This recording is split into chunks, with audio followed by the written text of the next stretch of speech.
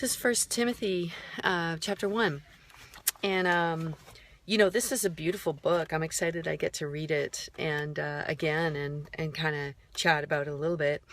It's a beautiful book because the relationship that Paul has with Timothy is so beautiful and so pastoral and so fatherly, really. I think the best case scenario is, Timothy has a mom and things. It doesn't mention his dad, but his mom is a really strong believer and he was raised in a believing household. But Paul really has instructed him and taken him under his wing. First Timothy is kind of his instructions.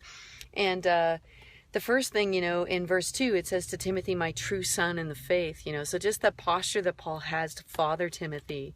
And I think that's beautiful, and always count it a privilege when there's people who are older in the faith, who are more mature in the faith, who are willing to give counsel to me, and there are many of those who have really just been kind enough to give me some instructions, not always instructions that are easy to give, but when someone really loves you, you can take it. Can't you? So if you don't have people like that in your life, it'd be a great idea to try to find them, seek them out, and just say, I want to hear what you have to say.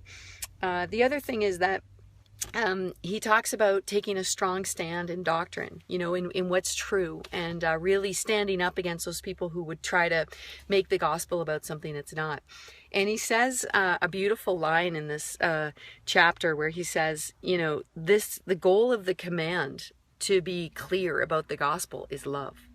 And I just love that, because so often we make commands and love opposite things. Like love is an emotional thing and a command is this like obedience thing. But the scripture's really clear about this all the time, is that the obedience and the command and love, the most love that's mentioned in scripture is in the chapter in the Psalms where David talks about his love for the law and the law of love, which I think is just awesome, right? Because we kind of pose those against each other, and that's not true in scripture. That actually the law, the commands, the obedience piece is all actually rooted, established about, and to bring about more and more love.